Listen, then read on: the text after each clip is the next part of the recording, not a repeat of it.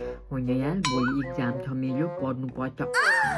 अहिले चाहिँ मैले पढिरहेको छु तर मैले एउटा कुरा दिमागमा खेलिरहेको छ क्या। मैले राम्रोसँग पढेँ भने भोलि फेरि इक्जाममा अप्ठ्यारो क्वेसन आयो अनि म फेल भएँ भने कस्तो अन्त झन् म त अझ ढिलो बुझ्छु क्या फेरि एउटा कुरा। आज साँझ कति जान्छु र मैले पढौँ कि नपढौँ कि कस्तो म त ढिलो बुझ्छु क्या। म त सक्दैन कि मेरो दिमागै कस्तो दिएको छ भगवान्ले। मलाई आउँदैन क्या म कस्तो ढिलो बुझ्छु क्या।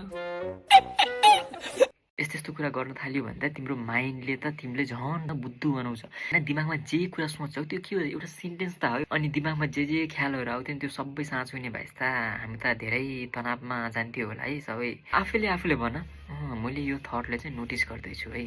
अनि जुन बेला तिमीले चाहिँ नोटिस गर्छौ नि आफ्नो सोचाइलाई यो एउटा सोचाइ त रहेछ भनेर तिमीले आफूले भन्यो भनेपछि बल्ल त्यो सोचाइले चाहिँ तिमीले चाहिँ भावुक बनाउँदैन क्या। त्यही भएर चाहिँ यो जुन सोचाइहरू हुन्छन् नि तिनीहरू त अलवेज एनी टाइम होइन बोली गर्छ। अब तिमीले चाहिँ कुन सोचाइले चाहिँ लिने कुन सोचाइले चाहिँ मान्ने होइन त्यो चाहिँ तिम्रो हातमा छ क्या।